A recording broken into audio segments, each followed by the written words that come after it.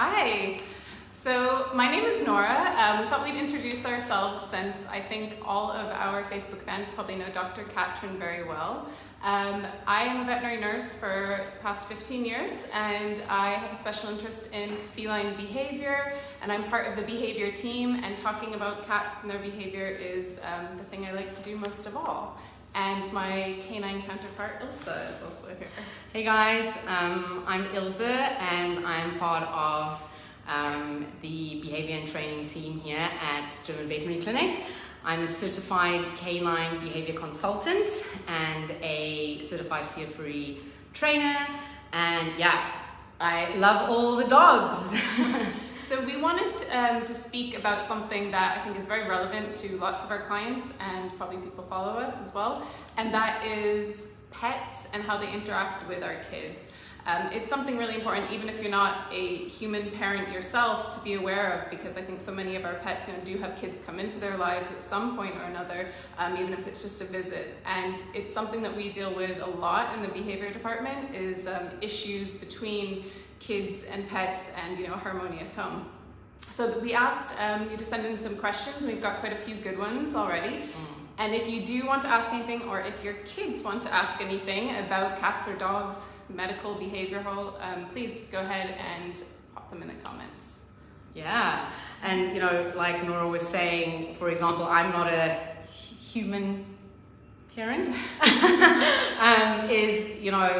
Our dogs, our cats, I've got friends with kids, and it's really advocating for them as well, and understanding. We need to understand the appropriate interaction between, kids and our pets. So, Nora, let's start.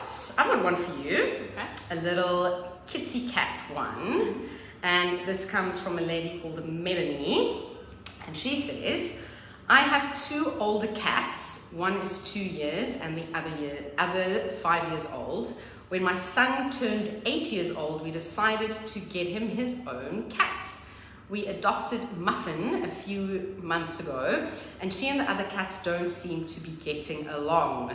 My son loves my other two cats and wants to play with all three of them, but each time the other cats see Muffin, they start fighting. My son recently tried to stop them, and he was scratched badly by my 5-year-old cat.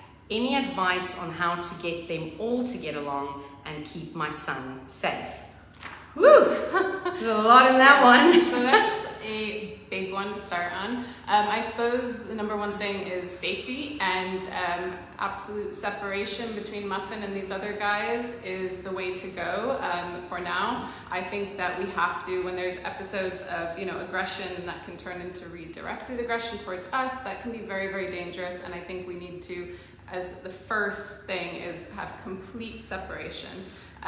Probably the best thing in a case like this would be to consult with a behaviorist, because there's a lot going on. I think what we need to know is that even though we want to offer our lovely home to animals and bring more in and have a happy human-animal family, cats, by their very nature, are solitary creatures. So while we can have cats that form good relationships, and I assume from the sounds of this that your original two cats did have a harmonious relationship, they tend not to need to make relationships the way that other species do. So bringing an extra one in can really upset the balance at home. There can be fights over their key resources, and when we say resources, we're talking about food, water, and litter. So that can very quickly become an issue with cats living together. Also, the space that these cats live in might not be suitable for the amount of space and territory they need. So I think it would probably be unreasonable to say there's any quick fix to get them all to play together. Your son can absolutely play with all three cats separately. And the cats will also enjoy that a lot more, and having that one-on-one time. And I think so many of the questions that I've seen, it's really about reframing it a little bit. Your son might right now really want to have this group play session, but it's our responsibility as parents to teach them what the animals really need. And the more you learn about cats and you see that they are solitary creatures, that's something we can then teach to our children and help them to form a really good bond. Reframing it like, instead of having playtime together, you have your dates with the different cats, you know, and you get to know their actual preferences, and he can cater the playtime for each cat. This is this one's favorite toy and it's special and just for him, and this is this one's favorite toy. Yeah, and really reframing that. I would say though, with any cases of severe inter-cat aggression, you definitely want to speak to a veterinary behaviorist. That's probably the most common case that we see with cats is inter-cat aggression, and there's so much behind it that you may well need some professional help with it. But I think safety first, and also changing up how we explain what's fun and what's playtime for you. I like that, like play dates. Yeah. Like having like how I assume kids have different play dates with other kids. Yeah. You know, like the one friend might like, I don't know, finger painting, and the other friend might be a sporty kid. Yeah, exactly. And I I like think that. he can actually potentially build much stronger and much, you know, more authentic relationships with each of the cats, because just like us, they're all individuals and they will have different ideas of what is fun. And, you know, it will keep the stress levels down because they won't have to play with each other, which they probably don't want to. So yeah, getting to know them each better, going on dates with them every day at certain times. Cats really appreciate you know, the same sort of affection and interaction and consistency from us. So having those separate dates, I think, would provide that well. Yeah. Cool. So I've got a doggy one.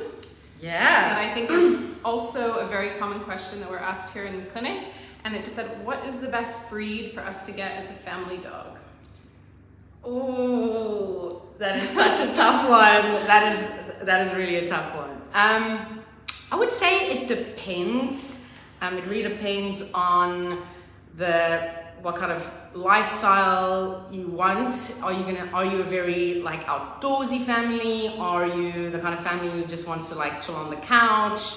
Are you know, really looking at what your needs are, and based on that, you know, I think a big thing is people, you know, do your homework, do your research in terms of, if you want a specific breed, have a look at what their behavioral needs are. You know, we know different breeds have the need for different behavioral outlets. So unfortunately, a lot of times we just, you know, want to have a dog that looks a certain way, or whatever the case may be, that appeals to us aesthetically. But it's more important to really think about what their needs are. You know,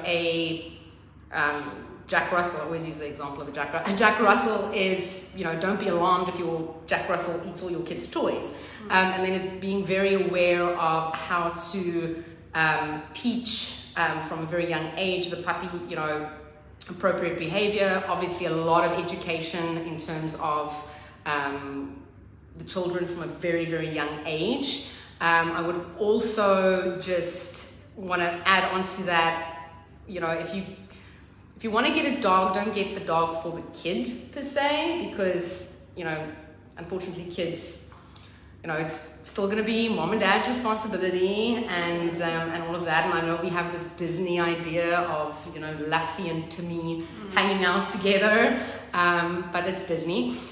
So, you know, in terms of that, I really think it's important to think about what you as a family need, what your needs are. Also in terms of, you know, when your kid is older, what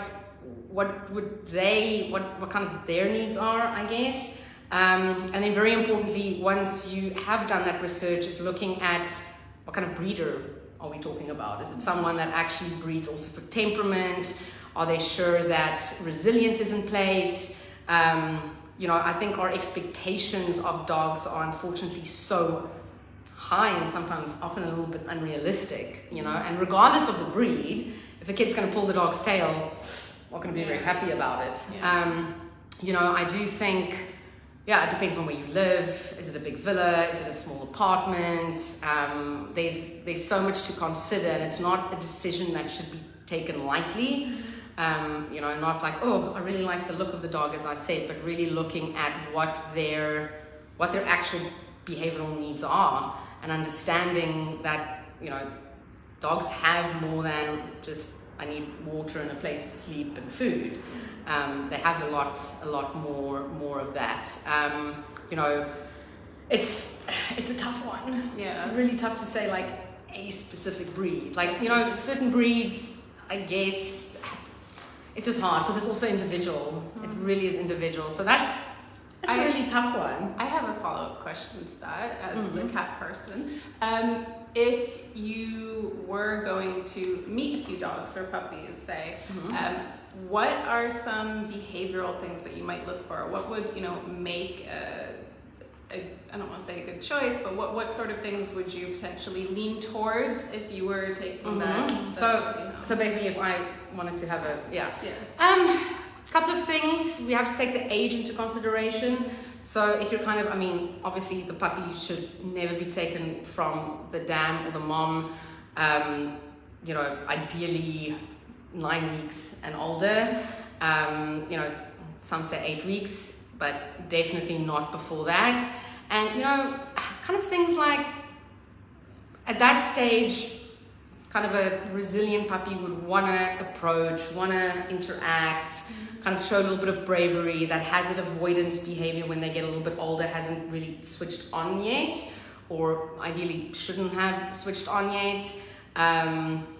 You know, how do they approach? I know there are some breeders that do actual temperament testing with puppies. So they kind of do, you know, up and over, see how resilient they are. You know, I've heard, unfortunately, sometimes before people go, oh, but we really wanted him because he was the quiet one hiding in the corner. And it's, again, for a family point of view, it's tough. So, you know, also look at the parents. I think it's extremely important to meet the parents. You know, oftentimes it's kind of we buy a puppy and then this get dropped off, but actually meeting the parents, interacting with the parents of the puppy to see what are they like. Are they, you know, skittish? Because we know that genetically that can, you know, pass on. It's not just what the pup looks like. Absolutely. Okay. Yeah. Cool. Yeah. No, it is, like I said, a very, very tough one. I have, so we actually got quite a few kitty cat questions. So the other one that I've got is, so they say, we recently adopted a 4-month-old kitten. My 2 daughters adore him, but he never wants to interact with them and often runs away and hides. Some of their friends came to visit over the weekend and wanted to play with him, but he ran away as soon as he saw the children and hid. My daughters were in tears. Is this normal behavior? Yes. Yes, I actually had a similar experience this weekend. I was at a 3-year-old's birthday party, and this family have the most beautiful cat, the most beautiful. And he is also a kind of Persian cross, and he clearly has been bred to have a placid temperament, and he's amazing with people. However, with 10 3-year-olds, 3 to 5-year-olds coming in, he did not want to be there, and luckily his owners are amazing and set up a safe space for him far away. But it's a pretty stressful situation for a cat to be in. You know, kids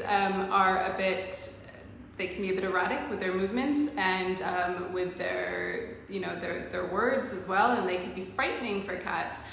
So really, for me, this goes back to that reframing, and I think for your daughter, you know, I get it. I get it as the mother of 2 girls, that they want to potentially show off this beautiful thing that they have, and they want to show how much they care for it, and they want to show how much they love it, which is great, but it's reframing that. So, you know, maybe they can teach their friends how much they know about cats. That would be great. And, you know, again, as the parent, you are responsible for educating your kids.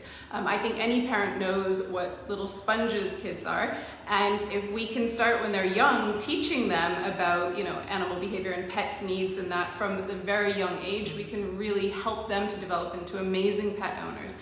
One thing I brought up that I think is super good for kids is these little animations about, and there's a dog one too, about, you know, body language, signs of anxiety and stress and that. So things like this are really, really amazing to show your kids what they need to actually be able to recognize, to see the state of mind that your pet is in, and helping them to actually learn, you know, when your cat is stressed or wants to be away. And I think that providing those opportunities is great, and that's something that your daughter can show off. Little hiding spots. So one of the absolute pillars of a cat's need is that they have places to hide, and they must be able to escape from the situation.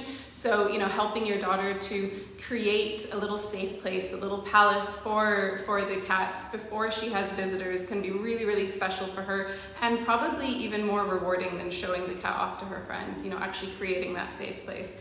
It's really, really important that they always have a place to escape to, and also not forcing that sort of interaction on them, because the more we do that, the less likely they actually, will want to come and hang out in future. Yeah, safe spaces, very important for cats. And I think, sorry, I just take over everything with the cat talk, but with the safe spaces for cats, that should ideally be like a room, somewhere alone, but also all the scratchers that are on the market, and little dome beds and cardboard boxes, those sort of things, anywhere your cat can hide, a laundry basket, there's tons of them. And I assume, your daughter, if she's into your cat, would love the opportunity to really zhuzh it up and make it a special little hiding place. So yeah, lots of those, that's what I would say there. It's completely natural, normal behavior. And it's also probably completely natural, normal behavior of your daughter that she was crying, because I can understand that disappointment. So I think, that reframe is the way to go. Well, I mean, it's just to kind of jump in there from a doggy point of view, safe spaces are also very, very important for them. Although it's, I think I need my safe space, yes. So I think in terms of cross species, that's something that is quite important for both of them, even if they're completely different. Yeah, definitely. Actually, what was interesting is this family with the birthday party. So the same family with the same little boy and the same group of friends. Last year at the birthday party, the little kitty cat actually disappeared that night and wasn't found until the following day, because it was just overwhelming. It was an overwhelming experience, and cat will seek its own refuge, and he did, and luckily he came back. But it's learning from things like that, and now this year he had a safe space set up, and he will find that safe space himself, so better that we can provide it for them. Amazing. Yeah. Amazing. Should we do a doggo one? Yes, I have one, and it's a bit, I don't know, I'm sure you'll have the answer to it, but I certainly wouldn't. So this one says, our family friends have a large and active dog. My kids want to go there to play with their friends, but I'm scared the dog will knock them over, or even worse. I don't want to tell my friends how to manage their dog, but it's a real concern. How can I keep my kids safe at their house? Ooh.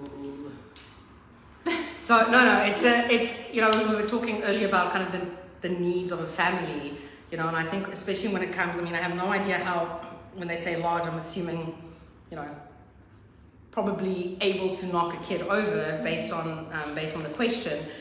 I think in situations like that, it is, also actually having, as awkward as it may be, having a discussion with the other friends, and just kind of, chatting in terms of, does the dog get really excited? In terms of because again, it's kind of that thing about what can you control, what can't you control, I guess. In terms of this person's kid's safety, and they don't say how old their kid is, but in terms of safety, our natural, and I see it quite often, is dog comes running, kids go, ah, and they run in the opposite direction, right? So for a dog, depending on personality and learning, it's like, oh, I'm going to chase with you. Let's, have a game, which can also then escalate the dog. And we know, hyper sounds and kind of just frenetic energy in general can really kind of cause more high arousal. So what the kids can do is, I always kind of say, be a tree and hug yourself, be a tree. So be a tree, and I always, say a tree's got roots. So literally just stand still, hug yourself, and turn, right? Kind of also from a body language point of view, it can also signal to the dog that you're just not interested. So that's something that is immediately controllable. I'm not saying the dog won't run into them. That is still a possibility. But kind of just, if they also teaching their kid that if they see the dog is getting more excited, just also just maybe go play inside, go change the game up, maybe go do like a finger painting or something that's a little bit more de-escalating for the dog as well. Ideally, the situation would be to actually have the caregivers of the dog either give the dog a licky mat, frozen Kong in the dog's actual safe space, something that's or like a nice little chew, maybe a combination of everything, a little snuffle mat, to just also help reduce that arousal, and at the same time separating the dog from the kids playing outside. We always talk about the 2 layers of safety. Is it a case of having, baby gates? I always recommend having baby gates in any case in a house where there's dogs and kids, just because it's for example, if that dog, again, it's hard to say, but if that dog kind of sees the kids play and they rush out, there's a baby gate and they're given something else, we stop them from practicing that behavior, that like, oh, I'm going to get excited with everyone. It keeps the dog also safe in terms of they don't have to go into that insane manic arousal state, because that also elevates, their emotional state, as well as quite physically keeping the kids safe. That would be number 1 prize. And then also, is it a case of, obviously to every parent out there, absolutely no interaction between a kid and a dog unsupervised ever. I would also recommend that, kind of see how that dog's recall is, so that, from a caregiver and parent point of view of these friends, parents, it's also their responsibility to keep all the kids safe and also keep the dogs safe. Yeah. So, if they see something gets a little bit too out of control, to actually pull the dog away. Ideally, we want to prevent that from even happening. But be a tree. Always be a tree and root yourself. Like literally just root yourself. Again, like I said, there is still the possibility of knocking in, but it does just signal not interested. Why I say this as well is sometimes kids do this, and for some dogs, depending again on the age, I have no idea what the age of the dog is, or if it's like a little golden retriever, sometimes they're like, oh, I want to get very like handsy and hands flailing. So it's that almost like, be a tree, root yourself. Yeah, I think sometimes as parents too, it's like you just have to have the awkward conversations, like they're your friends, and the same as if another kid was doing something that was undesirable or something you don't want around your kids, sometimes you just have to have those awkward conversations in order to feel safe. And I loved with the Kongs and stuff too, and the licky mats, that could be something that your kid can bring as a gift and open up the conversation. So very nice. They can make like a little popsicle for them and like get involved, and maybe like part of the kids being there, they can make like a little like tasting platter for the dog, and like almost have like not cook for the dog, but you know what I mean? That's, kind of get the kids involved. I also think another really good tool that you mentioned that is equally great for cats is baby gates.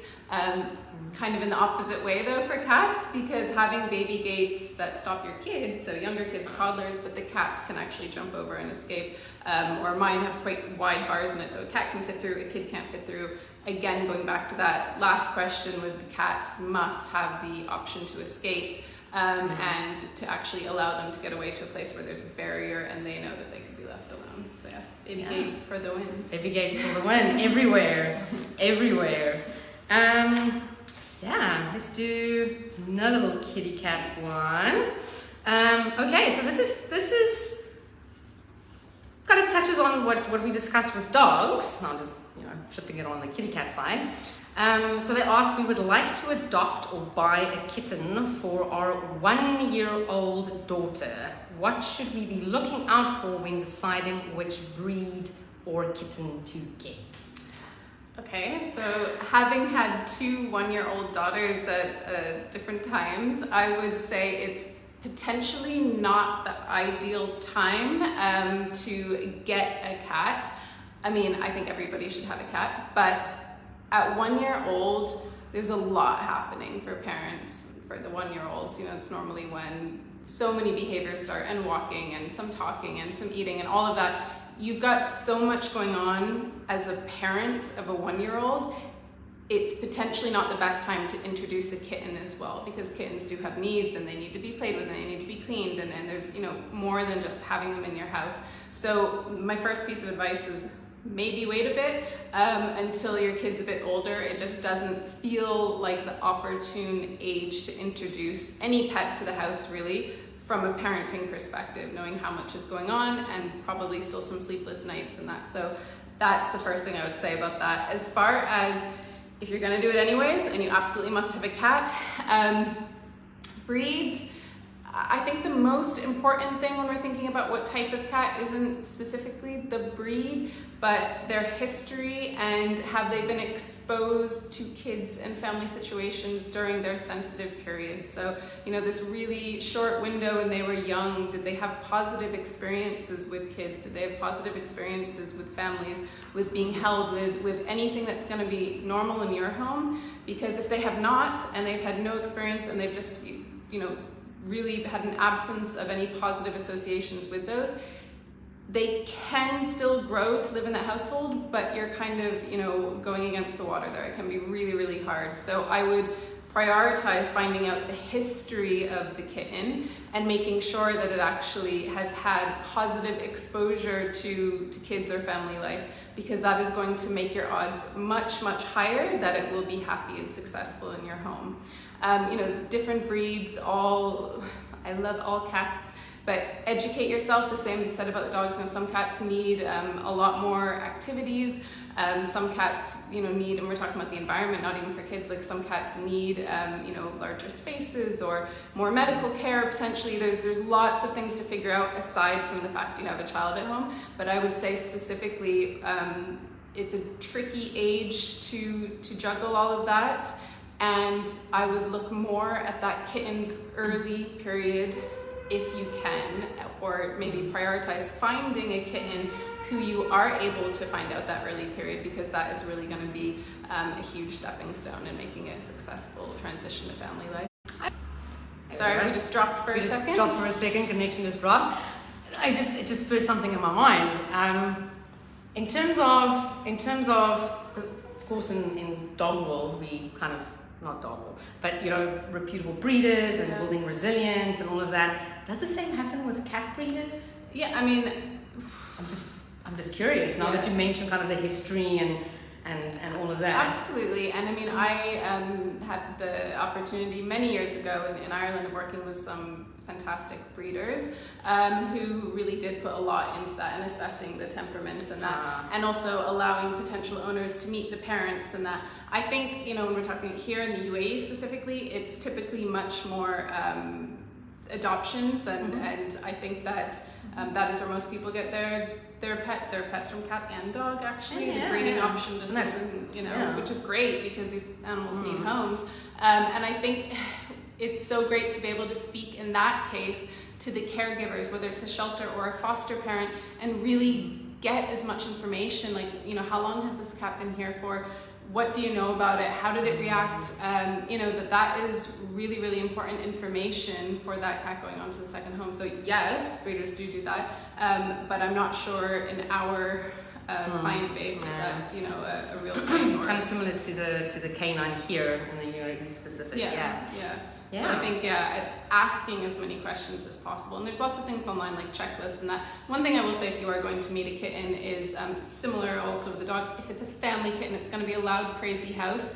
They do recommend potentially looking at more of the confident ones, the ones that want to come to you, not the one, hiding in the corner, who will also find the perfect home, I'm sure.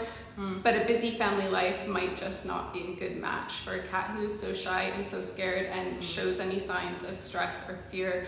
Having the family come in and potentially adopt. So yeah, the confident one coming forward is often a better choice for the family. For family and kids, yeah. Absolutely. Yeah, that's so interesting. Yeah. I've got one more doggy one. Woo! Ready? Yeah. So this one says, our 7-year-old dog used to be fine with our baby, would sniff and even lay on her. Our baby is approaching 1 year old and it seems that our dog is now getting upset and even growling at her. What could be the reason for this? Ooh, okay. So they get crawly and walky and grabby and around that age, right? Yes. So I think again, similar to what you were saying with the kitty cats, baby kind of, screaming little thing like in a crib. They're kind of going from a baby to a kid at that stage. So there's a lot of changes happening. It's almost like that dog would be being introduced to a whole new situation. Yeah.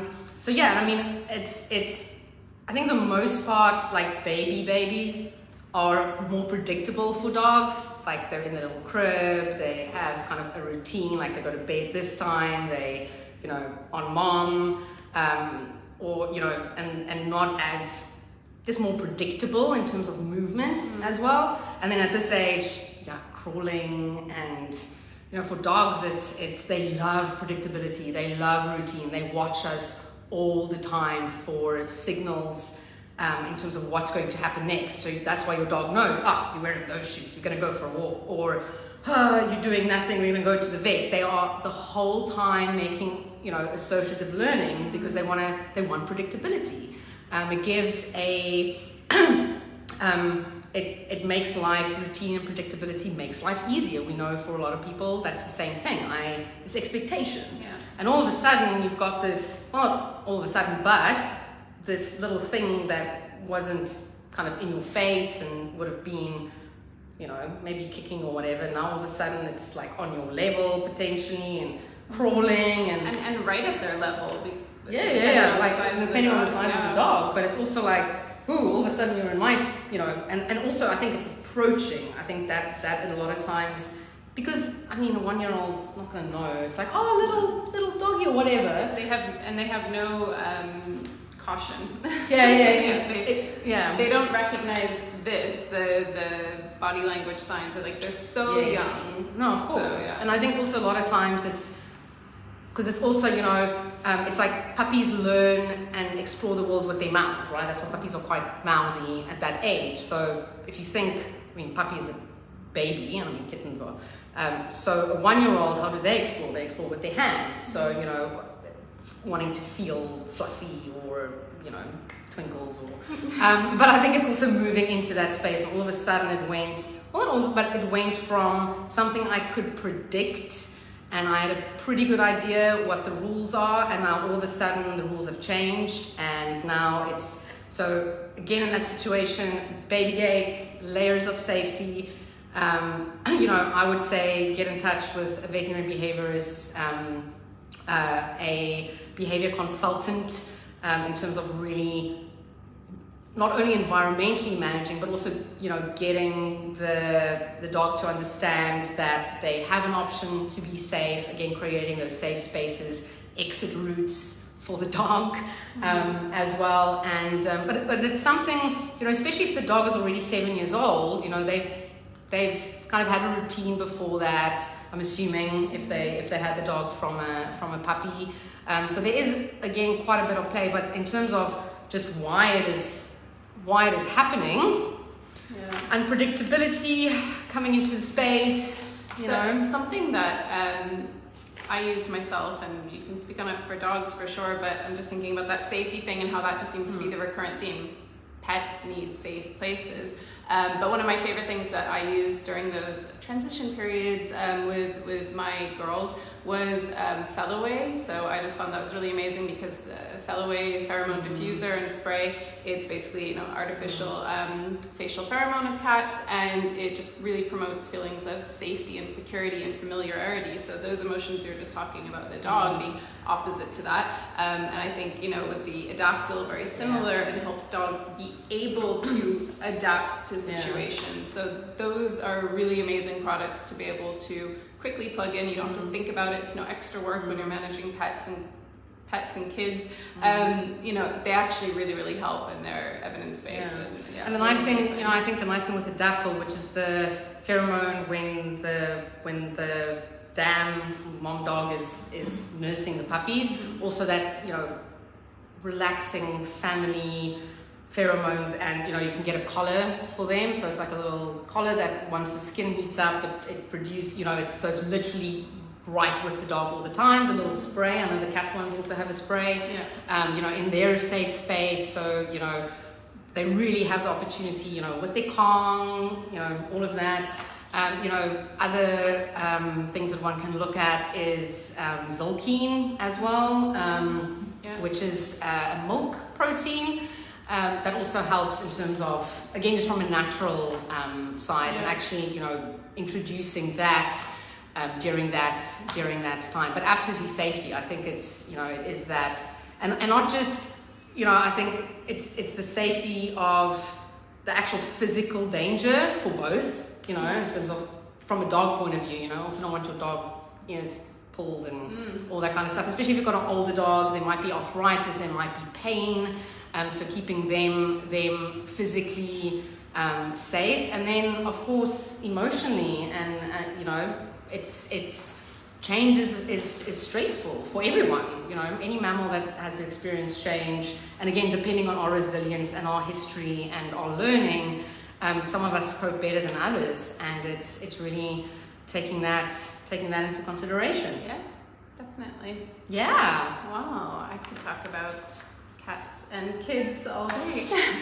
I was actually just thinking this one thing before we wrap up, though. You mentioned the Zolkine, which is an amazing product, but there is also a food, Royal Canin Calm food, and we use that a lot. And that's really nice because it has the key ingredient that's in Zolkine in the food. So if you want like a simple, easy way, cats or small dogs, that works really, really well. So you have to feed them anyway, right? Exactly. So there's lots of things, that we've mentioned that are just like easy wins for helping transition through these periods, or helping to distract, or helping your kids to actually build, to reframe that, what it is to be a pet owner. So Kongs, licky mats, Adaptil and Fellaway and Comfood, there's so many things that you can do that will really have a positive effect on them, just to help you through, because I know juggling the two things can be a lot. So definitely feel free to reach out if you want more information on any of those. Yeah, and I think it's also just worth saying, there isn't a magic bullet, so to speak. It's not like all of a sudden you're going to give Zolkine or Fellaway and boom. It is that multimodal approach where, that's what we do from our behavior team side. It is that multimodal approach of, is the dog potentially in pain? Maybe is the cat in pain?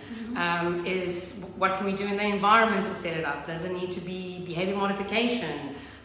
Maybe, depending again on the case, psychopharmaceuticals, all of those things. So it's a combination of things, but I think it's respecting that they're individuals, just like your kids are individuals, and your kids are have their own needs. Yeah, we have to keep everyone safe. Exactly. So I can't believe it's oh my goodness already. Wow. I actually wonder if we should do another one on pets and then kids and that at some point. But I think that we will be doing another Facebook Live soon, potentially on summer issues. For our UAE clients at least, because we are definitely heading in now to the thick of it. So if you have any questions about that, or if anybody has any suggestions for Facebook Live, actual topics, please let me know. If you want us to interview some of the vets, we're more than happy to. But please, let us know if there's a different topic that you'd like us to focus on, and we'll just keep talking about cats and dogs. Yeah. Until next time. Amazing. Thank you so much, everybody. Good night. Bye. Good night.